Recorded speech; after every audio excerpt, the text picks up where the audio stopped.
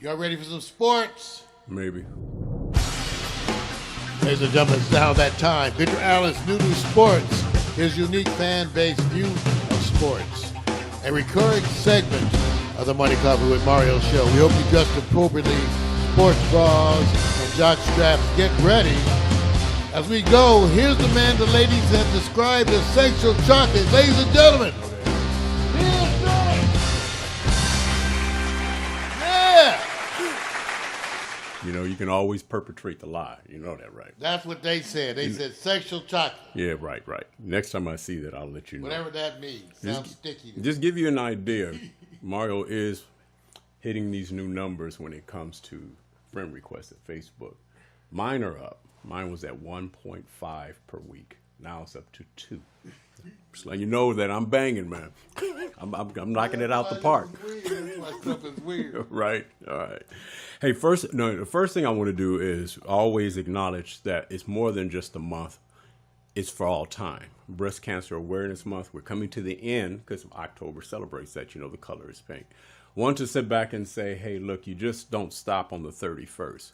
This is something that's forever. And forever is as long as it's needed, and the treatment and the affliction that those who are suffering going through this. But I love the idea that it's a whole month.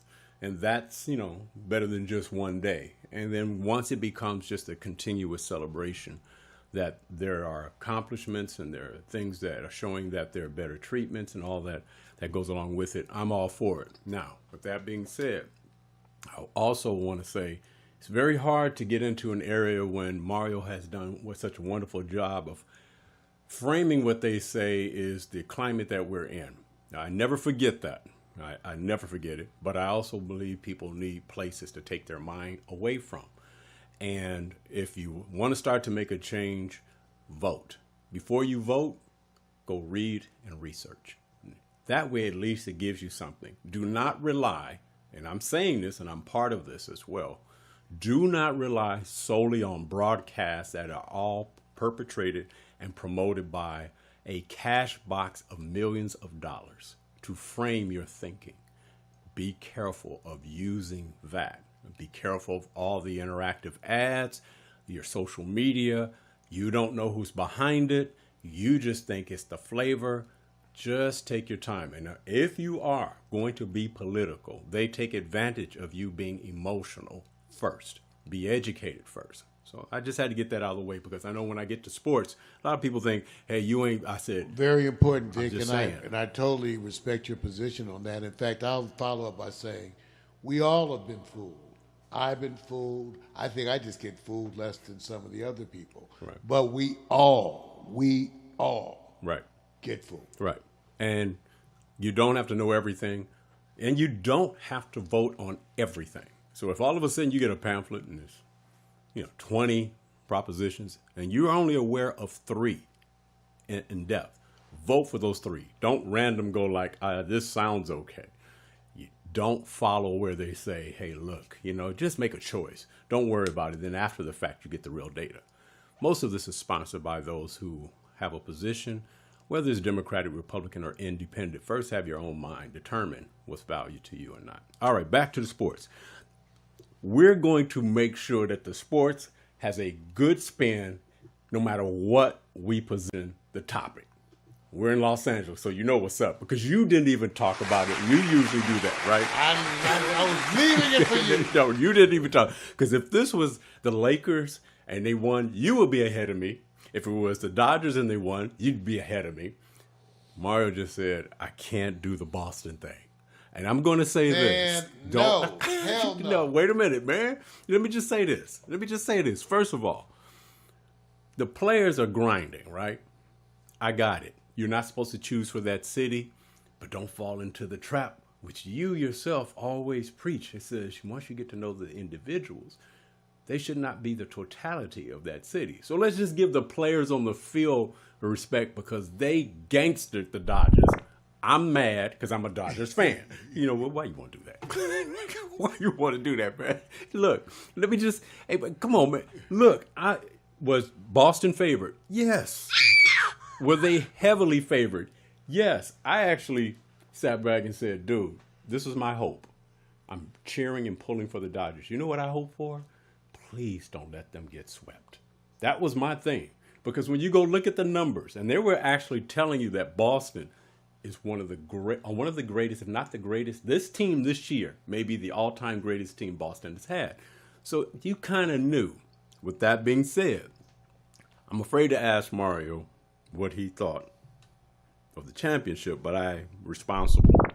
See, I'm responsible, and I have to get your input. I went to Boston in the 70s, and the experience was so traumatic. I have never gone back. The most racist city in the world. I tried. I can't root for them for anything. I tried. Absolutely anything. If you're black and you live there, I feel for you. Even if you got money. Okay, now wait a minute. Let me help you. You still live in one of the most racist cities in America. See, now when I'm on his segments, I participate, keep it I'm light. sorry. So what he does. Well, you called me out. I said you called me out. You find first you got came root for Boston. Is there no nothing? Nothing. Hate him. So if one of the players from Boston's PR people say, we like to come into Pax Stereo and be able, because we love your independent platform, and it's very relaxed and comfortable, and you do an excellent job. From a championship team, and it's an individual who's a champion, you'll be the one saying no. You on spot now. That would force me you say, to a moment of deep internal. You say no. Internal bullshit. difficulty. I would be trying to deal bullshit. Whether or not I should bite the forbidden apple of Boston. Okay. And there goes Vic, see, trying to bring, just like, no, here comes this beautiful woman that looks like she's a mixture of African, Latin, and she says, Mario, I love you, but you know what? Stop. I love the Boston Celtics too. You know what? Here you go. Well, why you want to bring up? So you want to make every kind of difficult situation. Yes, because I think it's unfair, Vic. Watch this. It's unfair. Isn't it amazing? See, one of us, so you guys understand that. Money and opportunity can frame and change your mind. See, that's not what you're really saying. I'm for sale. No, we are for sale. What the hell are you talking about? I'm for sale. Everybody, why are we in this business? It depends on the price, I guess. We're in this business to be invested, bought, and to sell. We're not doing this because you have your Superman suit on, right? I guess it's just the price of the sale. All right, good. Now, let's go to the place where people want to pile on. And I feel bad for him, but somebody before Clayton Kershaw was the worst performing future Cy Young Award winner in playoff history. He didn't own it solely, but he has come to be the one that they say he is the best pitcher almost of all time, having the worst record in the playoffs, and there's a history. Now, first of all, let me just say this. I don't blame Clayton. I accept him for what he does. How many of us would want him on your team who wins a plus-minus ratio to give you plus 10 games, plus 15 games? You take him no matter what. In the playoffs, it's about your strategy. So right now, so you just guys kind of know what they're piling on. They're already saying he's coming back next year. He's an ace, no matter how you look at it. But he's winless against the Red Sox. His ERA is 7.36. That is not a big deal to me. I think you find ways to adjust. And I think he's trying to adjust. I just think sometimes you have to look at the manager's decisions and what they do when they have the data in front of them saying, this is where he's not as good as, and it didn't work out for him. So here's the thing. Clayton, I got your back, because you can't scream for him, oh, regular season, look what he's doing. He's lights out, and then abandon him just because you get in postseason. So, Mario. Dodgers have back-to-back World Series where the enemy came in and won in their backyard. Back-to-back years. Are you hopeful for next year? Because they're in the top 5 as far as going back to the World Series already. Well, I think this is where people, to me, simply don't take notice of the blessings that they have. They made it to the World Series. Jesus. Yes, they did. I mean, it's interesting. We love to talk about people who lose in the championships. Right. repeatedly. And Right. I think of the Buffalo Bills, really, 4 times. in football. 4 in a row. There's some Man. that just, you feel for them, but their legacy was that they got there. Right. That they got there, that they were finally seen as the best two teams. Right. And they were allowed to go head to head. And I feel for him because just like the examples I met, there are numerous football greats. Jackie Wilson dropping that ball for the Dallas Cowboys in the end zone. Right. There's famous people who have these really bad moments that they get remembered for out of their whole career. Hey, yeah, man. Where the rest of their career we're spoiled. is wonderful. So I feel for him, Vic.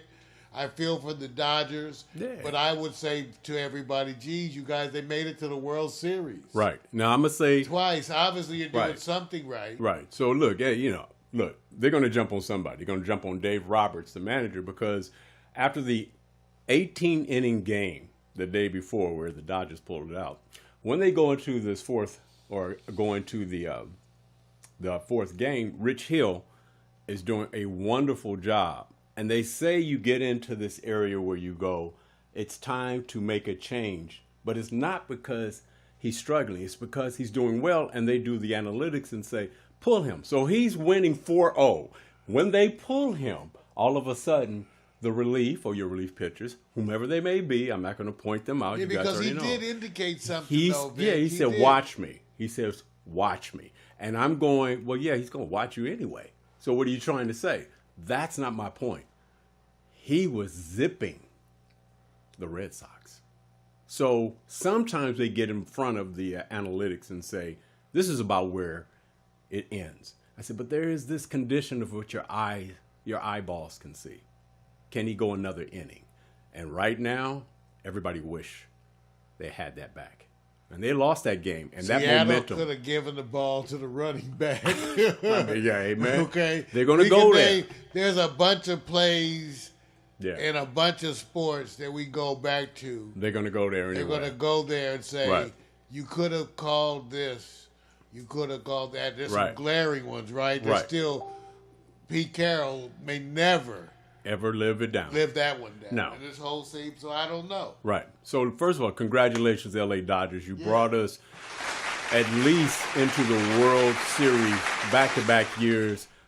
I'm not going to complain because, there was a time, and yes, it's going to be a time where you guys are going to win, and they're going to crown them the champion. You're just now at a time where there are better teams being put together, and now you're on a run and all this talent, and they're still the deepest team. So maybe next year is a charm, but the other teams are not getting older as well as fast. They are equipping themselves just as much. So we'll see, man. I just had to sit back and go, look, I'm not piling on. I'm just saying you guys do understand that Boston literally wiped the floor on the playoffs with every team. There was nothing really close. So, hats off, man. Yeah. All right, let's go to the team that I'm not sure will be in the NFL championship, because I do have an argument of the team that's also being hosted in LA as the LA Chargers, who I think quietly may be coming up, but that's yet to be determined.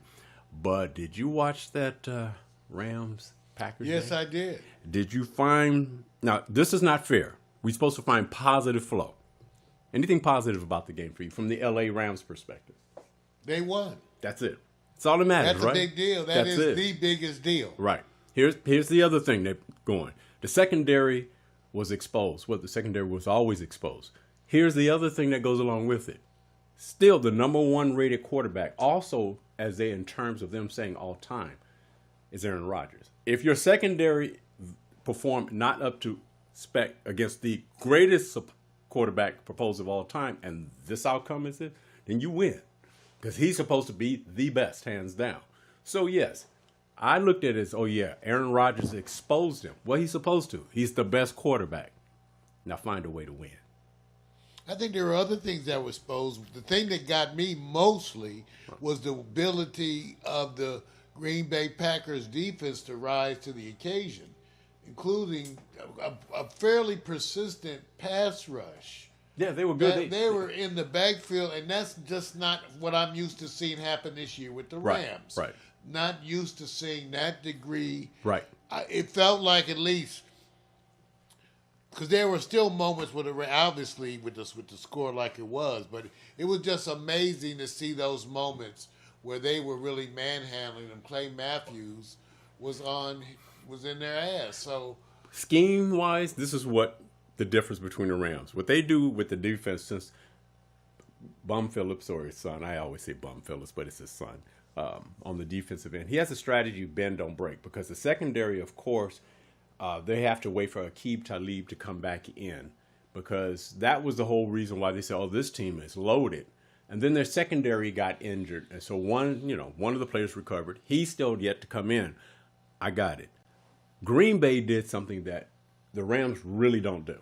They put 5 to 6 men at the front. They're going to say, we're going to shake up Goff. Because you give him time, he's better. He's not like Patrick Mahomes. You shake him up and he gets out the box, he gets better.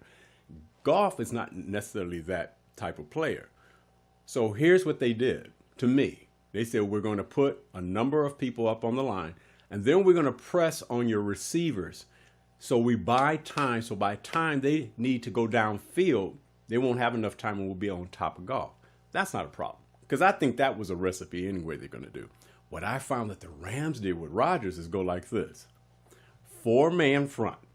There's no secrets. We're going to have to get to him with 4 men. Here's the problem. Don't blitz.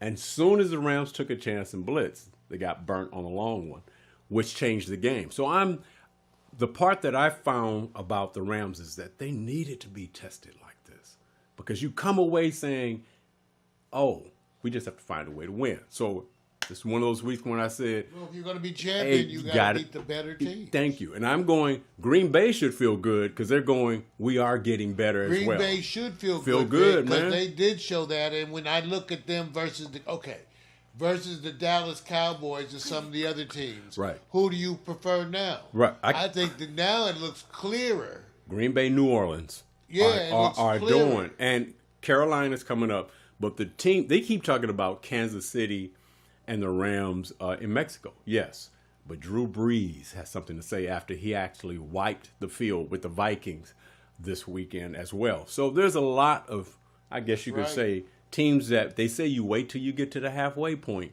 and then you find out who's the real players. That's right. Patrick Mahomes over Denver. I'm not going to say it's a big deal. I'm just going to say he keeps winning. Cool. Here's a subject that I got to find, man. Let me see if you can bring some positive flow. You know Blake Bortles, right? Jacksonville. They jump on him about being a terrible quarterback, right? He has terrible moments. And turnover prone. Yes. Right. Yes. So he does have the some worst great moments, but I tune in and catch the bad ones all the time. Right. Who is the second worst quarterback in turnovers since they've been drafted? His name is Jameis Winston. And guess what else? He has over 500 fewer snaps and is in second place as the worst in the NFL. Here's my question. That's a franchise quarterback. Can we find something positive out of this and say, look, he got benched against Cincinnati, throwing 4 interceptions. He's the number 1 draft pick that's supposed to get a max contract. At 4 years in, do you think his name has already been, this is his ceiling, or it just happens to be he needs more time? I don't think it's his ceiling. Okay. I'm not sure what the problem is. It may be an interaction and coaching, but I don't know. Because I've seen a better play and more consistent play from him previously. Right. I remember in recent years, I've been more suspect of the surrounding situations and how they affect players. Right. That's what's different. And before, I never would have thought, depending who your coach is and your offensive strategy. Right. So now I think about that much more, and I don't know. But I'm tell you what, I haven't given up on him, but changes need to occur. Well, they benched him, in change for Ryan Fitzpatrick. So they're doing That's an easy decision. Right, okay. But he has the same kind of an issue to me with consistency, and he'll go out and throw 4 interceptions in a day, too. Here's the question that He I think. has. I believe he has some value and could continue. It could be coaching. You see, has Sean Could McVay... be, are we talking there? Yeah, Sean McVay took a Fisher product, when you know what I'm talking about, formerly the coach, and what he did with Jeff Goff is turned it around totally. Well, I look at how specifically the Rams in total changed their vibe and feeling from getting rid of Jeff Fisher. Right. They did. Changed Didn't the they culture. do it this immediately? Whole culture changed. Immediate almost. Right. Even though it wasn't a winner, it was still, okay, so there, let's go. That's the truth. So here's the thing. So there is some positive that comes out of the Jameis Winston. Always. There's always. Yeah, that's what I'm saying. I believe in that adversity, stumbling blocks become stepping stones. Either Jameis will use this as a way to expand his own skill. Sometimes players today, Vic, invest in their own coaching. Right. So I mean, he can pay for his own off the field coach to work with him on things. There are things people do today that are different. Right. And maybe but you obviously there is a change necessary. Some intervention needs to occur. I'd like to think that they would occur on multiple levels. Which now leads me to a place where they have very little tolerance for rebuilding. Or so it seems. Yeah, I'm just saying. All I want to know, is there a positive out of the Tyronn Lue, former coach of the Cleveland Cavaliers, starting the season off at 0-6? And let me put something on top of that. This is there wasn't even the window of opportunity to think, well, wait till this happened, got worse when Kevin Love got injured. And he's going to be out for the next 4 to 6 weeks. So literally, they're going to be 0 and something else. Are they serving up Tyrone because, I'm going to give you 2 angles here. He's an NBA championship coach. He has taken the Cavaliers to the NBA championship a few years. Now, they're going to say that was LeBron. Here's the other thing. Cleveland already parted ways, giving Larry Drew the interim head coach. Now, here's the thing that hit the beginning of the season. And this is where I said, management likes to coach too. And that may get in the way. Sources told Brian Windhorst, if you ever watch him, he always gets the inside on mostly LeBron James and others when there's that backstory of what's coming on in the league, that Lou recently had a disagreement with Kobe Altman over playing veterans. Altman preferred that Kyle Korver and J.R. Smith be taken out of the rotation to give time to younger players. After one game in which they didn't play, Lou put both back in the rotation without consulting Altman. So who does the coaching? And I want to give you much respect for giving me that insight, because I was looking for some of the insider information, Vic, and in that moment you provided it to me. I didn't know that. It makes sense. And I'm with you. So it has nothing to do with the players per se. It has to do with the management. And this is especially when management seeks to have their input on this coaching style. That's what I'm saying. When you do that, which can be risky, probably the best way to do it is by then just selecting a coach that coaches in your style. So in that sense, if they want to have input as the way the team needs to be led, I do agree the way to do it is get the coach who embraces your philosophy. If you want to run the triangle offense, then get you a coach who runs the triangle. Don't get you a coach who doesn't and try to make him do that. So maybe this is right. I tell you one thing, I think the good news, like you said, there are a bunch of coaching positions I think would benefit from Tyronn Lue. Right. I specifically can tell you that if he was in Philadelphia, they would be playing better right now. That's one that turns obvious to me. Hey, you guys just see that bus? Somebody's under it. I wonder who. Oh, you must be talking about the coach. I'm so unimpressed with him. I got you. I'm so unimpressed All right. with Philadelphia's coaching. All I right. see no philosophy. All right. See, for me, remember, I am big. I'm a structured dude. I got you. You're supposed to be knowing where you're going. I think the part that don't make no sense to I me. think the part that now you will have a pause is because here is a NBA championship coach having to deal with we're kind of coaching the direction of where you should go, and I now didn't you even in think of Philadelphia. it that. I didn't even think of that. Vic, Philadelphia. Totally, Vic, you totally. I didn't even. Once again, I didn't think of that, Vic. But that's insulting. I didn't even think of that You're part. supposed to- But you're right. He's a champ. Come on. Okay, so to me, you're dissing him. And So- I'm saying if he can get this as a championship coach, and you're looking at Philadelphia, you don't think there's some coaching from outside of the I'm coaching saying floor? Tyronn Lue would be a good fit for Philadelphia because I like the idea of those specific players under his tutelage. Okay. I like the idea of Embiid and Simmons and them underneath his tutelage. I think now you have a fit. Remember, I was in favor of Doc Rivers, by the way. He has the Clippers looking for Good. given what he's just given. Yeah. See, that's good ass coaching. Right. They can take regular shit and do good He shit. said regular shit and do I'm good just shit. saying. That's like, do you understand? Sometimes it's appropriate use of expletives. Let me say this. All right. First of all, anybody who believes that coaches are not being instructed in most positions in the NBA have trickled down directions, whether it's point specific or not. Very few command the totality of the direction of an organization with the players that they play in there. Most people think the coaches have all this autonomy. It's only a handful that really do. All right, NBA power rankings. This is for you, Mario. The list, I want you just to sit back and say, surprise, expected, overrated, that's where they belong. I only put the first 15. You do not have to go through the first 15. You could just sit there and say, let me just go through this because there's a couple of teams in there that I said nobody was talking about them, but they are at the top of their division. So we already know, as we take a look, just for your sake, that Golden State is not number one. Nobody's going to argue with that. No one. Okay. Toronto Raptors is number 2. Not a big surprise, right? Look at number 3. Milwaukee Bucks. Surprised? No. Surprised that they're undefeated.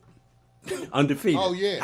Okay. But I'm not. In other words, certain teams, there is a reshuffling to a degree. Right. Even though what happens is I like the degrees of parity. Right. So much like you see in the West, where Right. it looks a lot more competitive than I ever thought. Okay. So, Milwaukee Bucks, I go along with this. Okay. Because it's different than what you're seeing. It's just like with the Pelicans. There's certain ones that are shocking you more. Right. The Pelicans and the Nuggets. So the Pelicans are at 5th. Boston's at 4th. I expect the Boston to be like 2nd or 3rd. So it's not a big deal. Yeah, I mean, that is, but we're early. Right, See, okay. we're early. That's my thing. But I Okay. think it's the group that you're looking at. You know what Okay. I'm saying? Right. That's the part where what surprises you is the relative strength of Toronto. Milwaukee, who seems to be playing stronger. Right. Milwaukee, Okay, Doc. see, I'm not sure about them, but some appear to be playing stronger, Right. and some And may just be the schedule or what else. okay, let me take you to another one. 6th place, Utah Jazz. 7th place, Denver Nuggets. See, this is what I'm saying. Some players in here that typically you wouldn't have put in the power rankings, even this early. That's interesting. Denver Nuggets are definitely one. Utah, because of last season, you're still kind of looking for them to come up with the sleeper kinds of stuff. What about Houston at 10? That's a shocker. Yes, it is. In other words, one of the things that I'm consistently seeing that Houston does not look stronger at all right now. Vic had pointed out previously about the players who left having a bigger impact than what we thought. Yep. In other words, I think that Chris Paul's addition added a bunch of steadiness in the offense and is a definite addition. But the losses that they gave up appear to be more evident at least what I thought, that's what's affecting them. Right. They look to be weaker as a team. And that means in the West specifically, for example, I already think the Lakers can beat them. I already do. So let me just say this. Rounding out, just going, look who's 15th. And say, do you agree with that position? Is it high, low, or just right? Just, you go to 15. Because it could say, like, remember, it's power rankings. You tell me. 15th. I mean, I'm comfortable with that right now, even though I think, You're comfortable? The Lakers are a growing team that are looking way more physical, building around defensive hustle and shot blocking, needing to do more offensively, establish more three-point shooting, which may be Lance Stevenson or LeBron. Right. So I think for right now, I don't have a problem with any of this, even though I do think that there is going to be shifts. Like, I don't think San Antonio or the Lakers are down below Houston. I think actually both of them are better than Houston. But to be seen. I think potentially both of them are better than Detroit. I think potentially both of them could be better than the Sixers in Portland. See, so all of this to be seen. I'll say this. San Antonio's a rock. They're steady. They're steady, but here, let me put this in there because Cleveland went through this and everybody went through this. The worst team in the NBA is in the East, and they're, I believe, winless, giving up 122 points a game. The second worst team. Hold on. Because see if they're not on the list. See, what I find is that. See, that's what I'm saying. So the second worst team giving up points is the Lakers. 122 points defensively. That doesn't improve. It won't matter how well they're doing shooting. And to be 15th, I said they're doing it because the LeBron has to turn around and go, offensively, we're fine right now. Defensively, I'm even comfortable with that, Vic, because what I'm seeing on the defense in terms of attitude and hustle and knowing where they are, I'm comfortable. I'm seeing growth consistently. I love the attitude. I love the attack. Yeah. So they beat you, but you're playing everybody closer. There's a lot of teams that are showing more of that, Vic. They're showing more of that. Yeah. And that's the parity we all kind of want. But can you go tell us who's that worst one? The worst team in the NBA? Because like the Atlanta Hawks, it was either Atlanta or Cleveland. I have to go back and see it may be Cleveland. It may, because they give up the most points. It may be Cleveland. And so what's happening is the defense, you just can't win when you have. If you're not middle of the pack defense, you're looking for a problem down the road, no matter how good you get offensively. I'm done, man. That's the new sports. I'm out of here, man. You could take it to the bank if you want. New sports, everybody. Yeah, man. It was cool. It was cool. Sorry to run long, you guys. Sorry to run long. Victor Allen's New Sports. His unique fan-based view of sports and the current issues affecting the sports environment. A recurring segment of the Morning Club with Mario Show. You get it here every week. Unique perspectives. Remember to dress appropriately. Sports bras, the jock strap. Bring your own talcum powder. We understand that athlete's foot is a growing problem in the world today. We intend to fight it. We brought the experience here. Sports, I say.